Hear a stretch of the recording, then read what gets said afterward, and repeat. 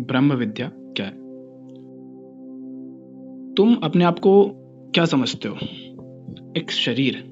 तुम कहते हो ये मैं हूं। अपने शरीर की ओर इशारा करके आप कहते हो कि ये मैं हूं। तो मनुष्य स्वयं को देह मानकर जीता है, किंतु उसका दुख शरीर नहीं अपितु मन की बेचैनी है।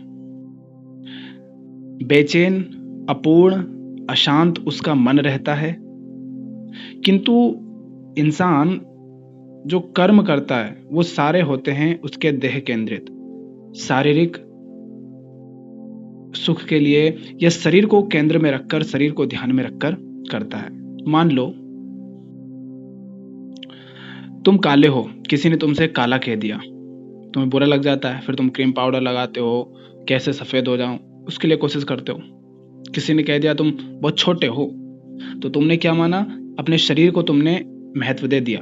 तुमने, क्योंकि तुमने अपने आप की कोई पहचान नहीं है ना, तुम अपने आप को शरीर ही मान रहे हो, चेतना का तुम्हें कोई पता नहीं।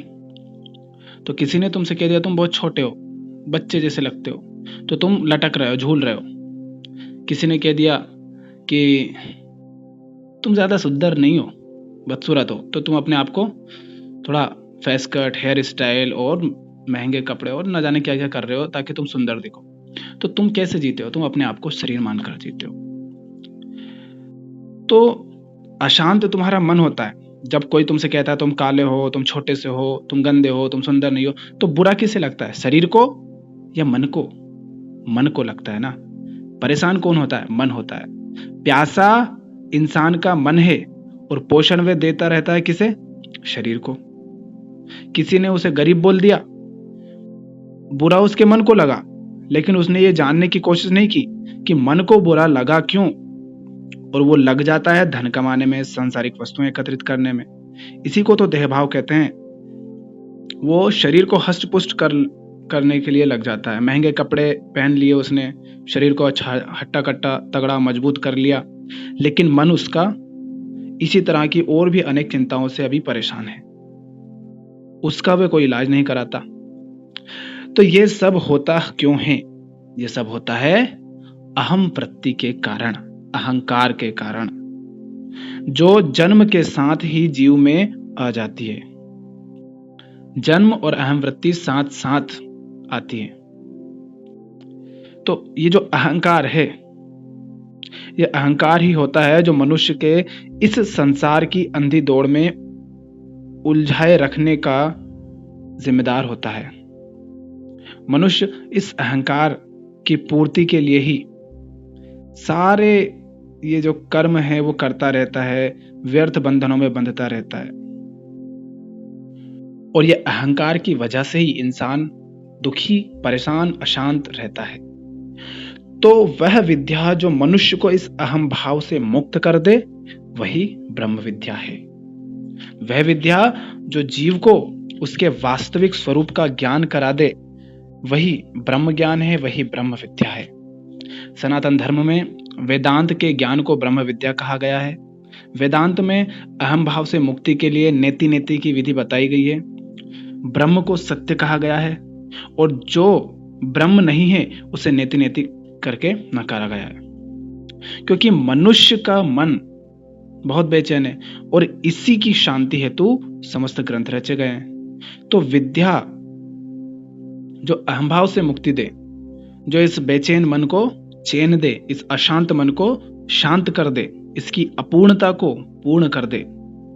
क्योंकि अहंकार को यही तो लगा रहता है ना कि उससे कुछ कमी है, इसलिए तो पाने की कोशिश करता रहता है।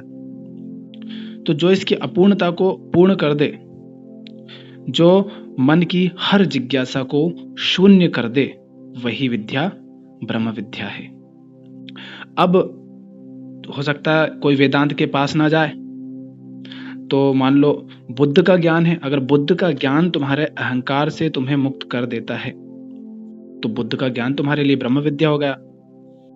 चलो बुद्ध भी नहीं समझ आए, महावीर का मार्ग अपनाकर अगर तुम अहंकार से मुक्त हो जाओ, अहंकार शून्य हो जाओ, तो महावीर का ज्ञान तुम्हारे लिए ब्रह्म विद्या हो गया। राम, कृष्ण, कबीर साहब हो, नानक हो, कोई भी अगर तुम्हारे अहम भाव को शून्य कर दे, तो वही तुम्हारे लिए ब्रह्म विद्या है।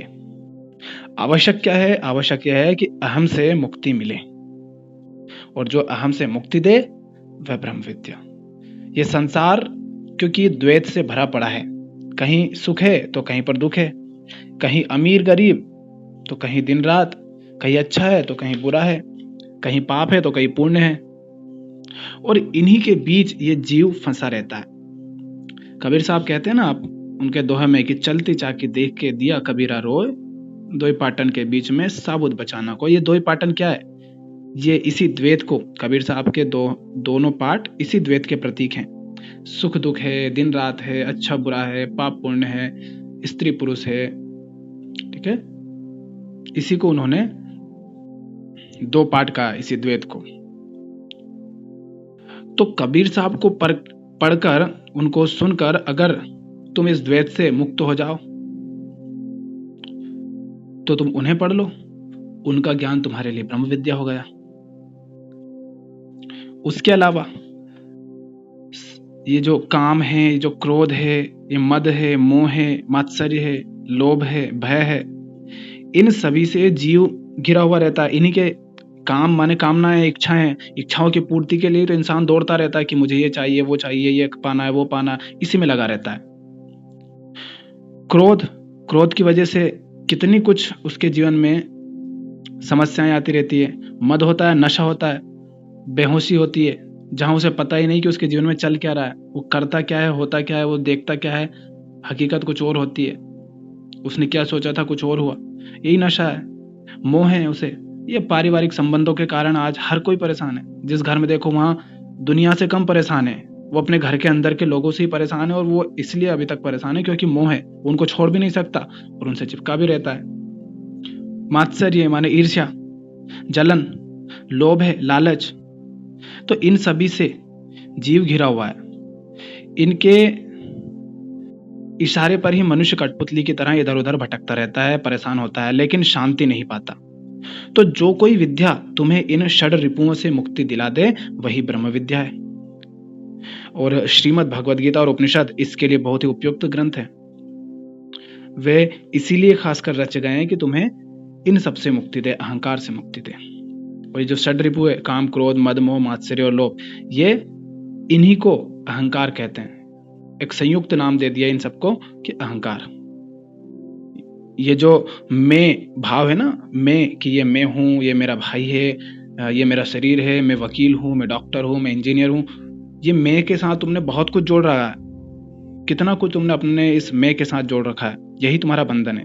ये जो मैं है, इस मैं ने इस शरीर के साथ अपनी पहचान जोड़ ली, फिर इस शरीर को ही केंद्र में रखकर ये संसार में कई कर्म करता रहता है, कई बंधन बनाता रहता है। इसने शरीर को ही, इस मैं ने शरीर को ही अंतिम सत्य मान लिया है, और इसी कारण ये मौत से भी डरता है। शरीर को इसने अंतिम सत्य मान लिया कि ये शरीर जो है यही मैं हूं, तो वो डरता है कि कहीं ये शरीर, इस शरीर को कोई चोट ना लग जाए, कहीं ये मिट ना जाए, ये मुझसे छिन ना जाए।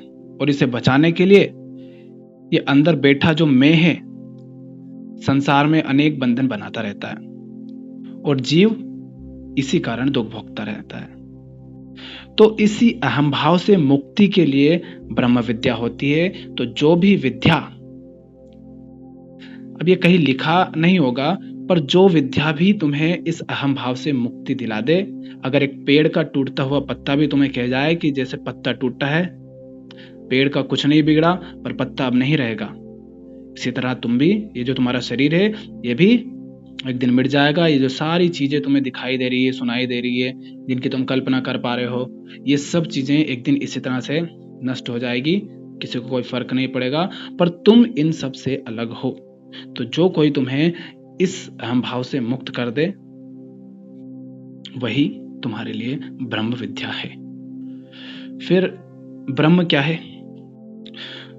तो ब्रह्म को ही सत्य कहा गया। ब्रह्म ही सत्य है, ब्रह्म सत्य है, और जो भी कुछ है उस ब्रह्म के अतिरिक्त जिसे कहा गया है कि ब्रह्म जो है मात्र ब्रह्म है, ब्रह्म ही सत्य है, और जो भी कुछ है या तो उसे माया कह लो या उसे मिथ्या कह दो।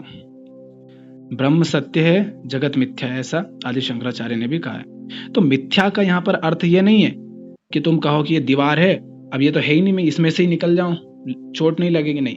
मिथ्या का अर्थ ये नहीं है। मिथ्या का अर्थ ये होता है कि ये जो अभी तुम्हें दिखाई दे रहा है, ये ऐसा नहीं है, ये बदल रहा है, हर क्षण बदल रहा है। जैसे तुम्हारा शरीर है, अब तुम 1 मिनट में ही, एक झटके में तो 5 साल से 50 साल नहीं हो गए, 5 साल से 50 साल तक पहुंचते पहुंचते हर दिन, हर पल, हर मिनट तुम में परिवर्तन हो रहे हैं धीरे धीरे, लेकिन वो तुम्हें दिखाई नहीं देते आंखों से, इतने सूक्ष्म परिवर्तन होते हैं। तो यही कहा जा रहा है कि ये जो दिखाई जैसा दे रहा है ना, ये वैसा नहीं है, ये हर पल बदल रहा है, बस ये आंखें उसे देख नहीं पा रही हैं। तो मिथ्या का एक अर्थ तो ये है कि जो दिखाई दे रहा है, जैसा वो दिखाई दे रहा है वैसा वो है नहीं।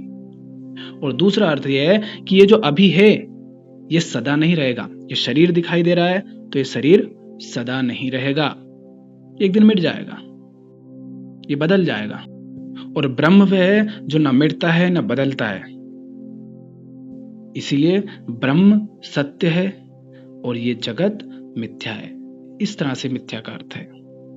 तो ब्रह्म क्या है और ब्रह्म के बारे में क्या कहा गया है? देखो, ब्रह्म क्या है ये नहीं कहा जा सकता। ब्रह्म के बारे में कुछ बातें कही गई हैं, वो भी ये कहो कि खतरा उठाकर कही गई है, क्योंकि उसके बारे में तो कुछ भी कहना संभव नहीं।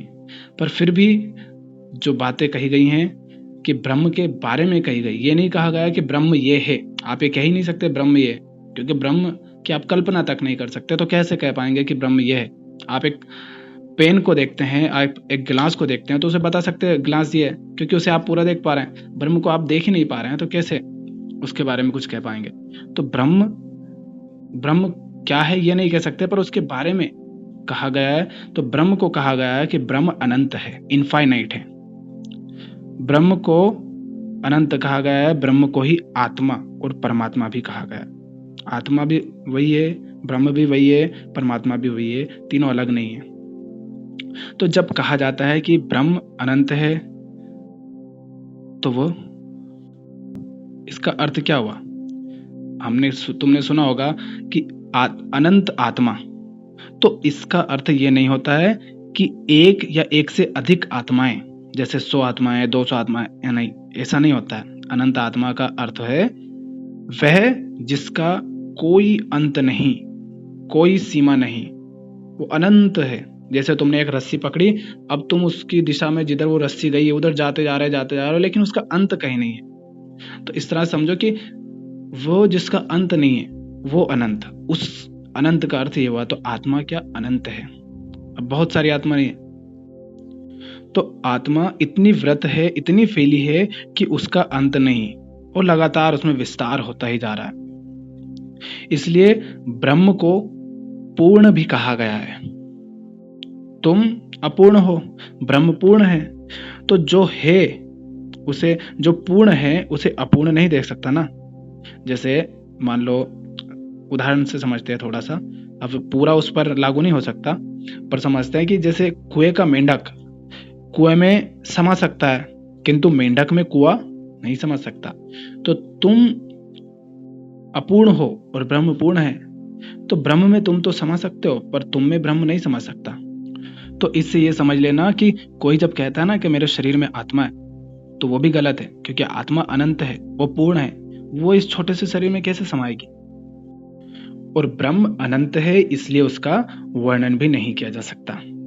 तो जिसका भी तुम वर्णन कर सकते हो, और जो कुछ भी सीमित हो, ठीक है, जिसका तुम वर्णन कर सकते हो और जो कुछ भी सीमित हो, सीमित माने जिसे नापा जा सकता हो, तोला जा सकता हो, जिसकी गणना की जा सकती हो, उसे सत्य मत मानना। सत्य माने फिर उसे क्या मानना? मिथ्या। मिथ्या माने वो नश्वर है, कभी भी नष्ट हो सकता है, उसमें हर क्षण बदलाव हो रहे हैं, तो उसको सत्य मत मान लेना। नहीं तो दुख होगा, परेशान होगे, तुम्हें पीड़ा मिलेगी, अशांत होगे, क्योंकि तुमने किसी पर विश्वास किया। अब वो व्यक्ति तो बदलता रहता है, और फिर तुम कहते हो अरे बदल गया, दुख मिला, रिश्तों में दुख मिला। तो बदलेगा ना, बदलाव है, हर क्षण बदल रहा है। तो जिसे नापा जा सके, तोला जा सके, उसे सत्य मत मानना। वह कभी भी छिन सकता है, मिट सकता है। ब्रह्म असीम है। ब्रह्म असीम है, तो बात उसी की जा सकती है जिसकी कोई सीमा हो, जो सीमित हो। जिसकी कोई सीमा ना हो उसकी बात नहीं की जा सकती ना। तो जो कुछ भी सीमित हो उसे सत्य मत मानना। तुम जो भी देखते हो सीमित है। एक पुस्तक उठाई, वो पुस्तक छोटी है, सीमित है, हर चीज की सीमा है। तो जो कुछ भी सीमित हो उसे सत्य मत मानना। जैसे शरीर की सीमा है, क्या है? मान लीजिए 80 साल तक ये जीवित रहेगा, उसके बाद ये खत्म हो जाएगा। तो फिर ये शरीर नहीं रहेगा 80 साल के बाद, तो ये इसकी सीमा हो गई कि 80 साल तक ही रहेगा।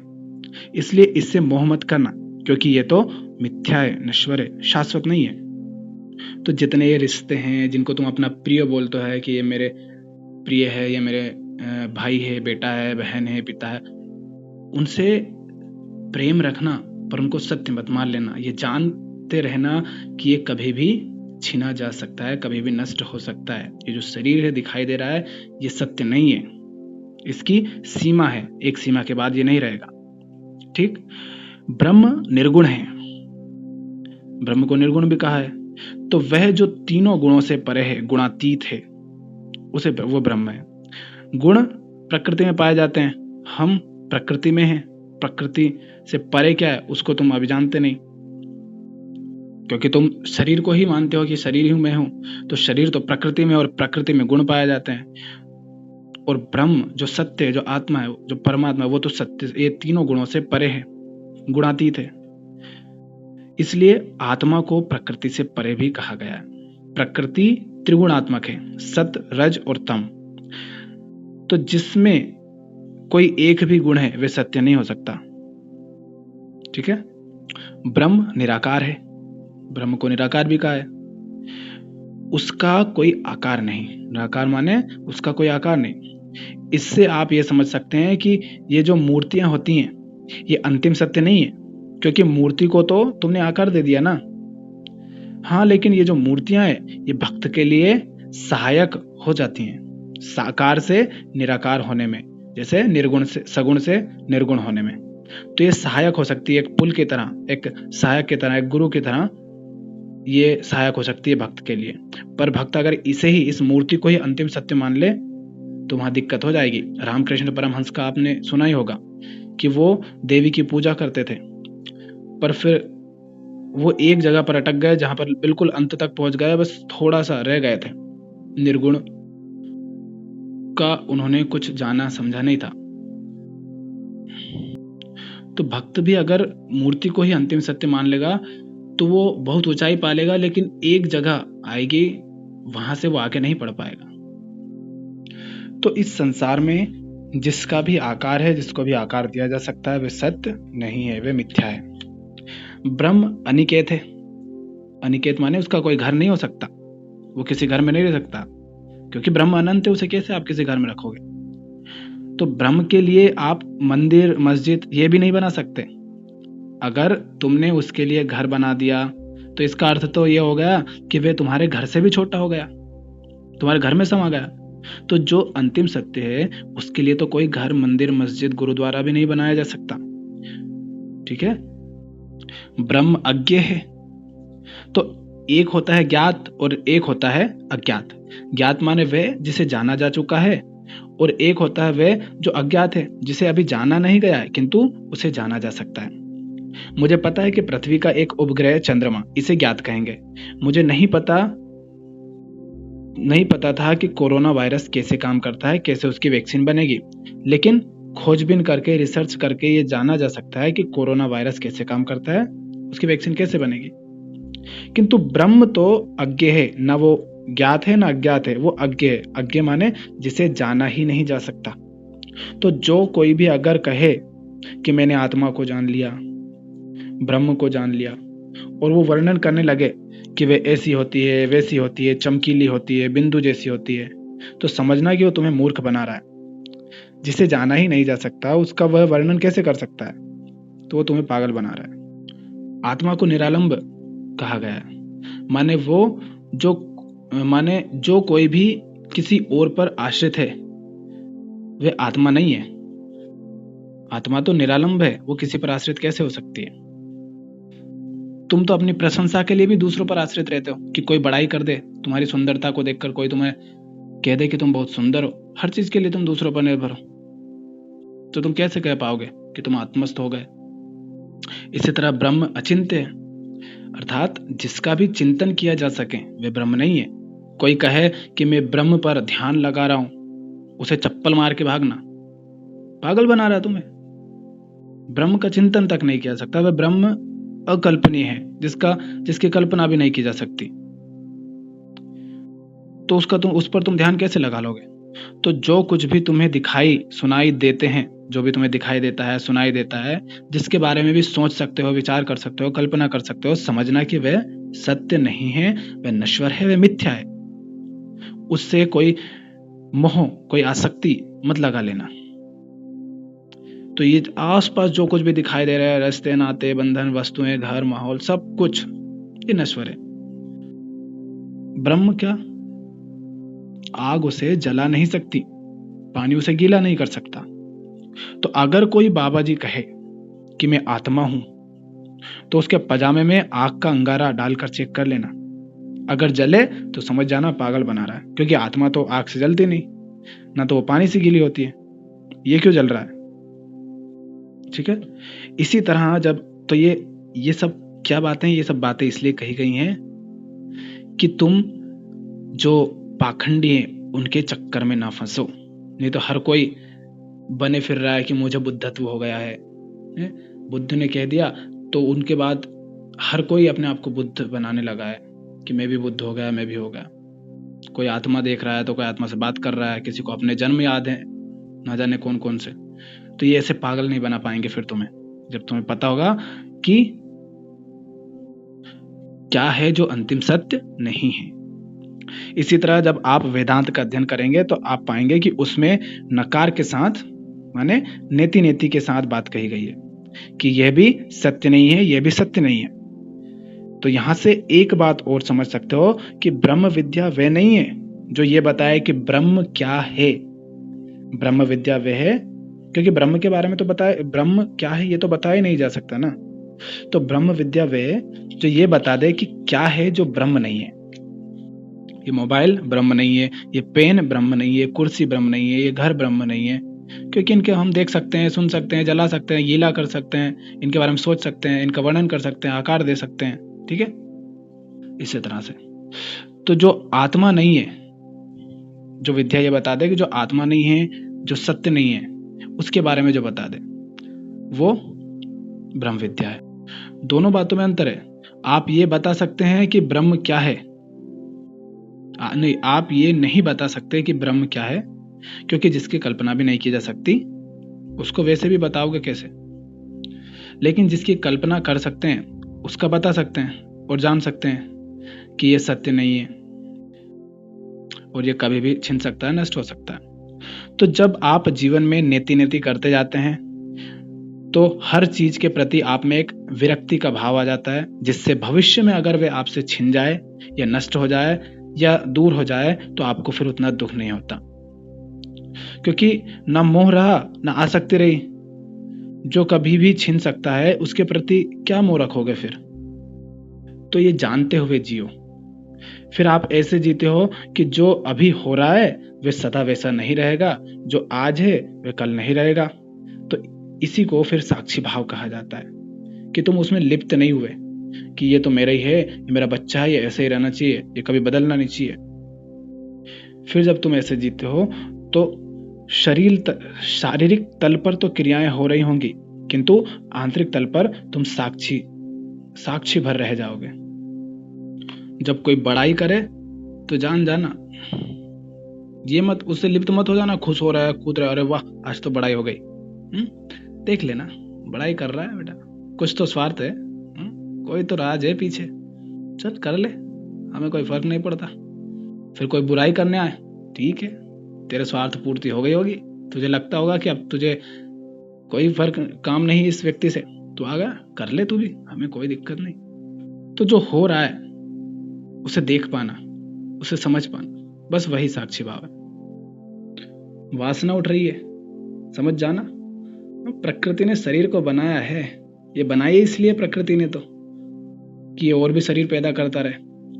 तो तुम जान जाओगे, देख पाओगे कि हाँ शरीर में वासना उठ रही है, लेकिन कोई है अंदर जो देख रहा है, जो जान रहा है कि ये प्रकृति का खेल है, अंदर जो केमिकल है, जो क्रियाएं हो रही है, ये सब उन्हीं का खेल है, तो इस तरह फिर जीना सीखोगे, उस तरह फिर जीना आ जाएगा। तो ये ध्यान रहे कि क्या है जो ब्रह्म नहीं है, क्या है जो सत्य नहीं है, तो तुम नेति नेति करते जाओगे और फिर किसी भी पाखंड में, किसी भी झूठ में नहीं फंसोगे। जीवन में सरलता आएगी, स्पष्टता आएगी, समझ आएगी। यही सब यही ब्रह्म विद्या है, यही ब्रह्म के बारे में कुछ जो ऋषियों ने कही है बातें, वही हैं।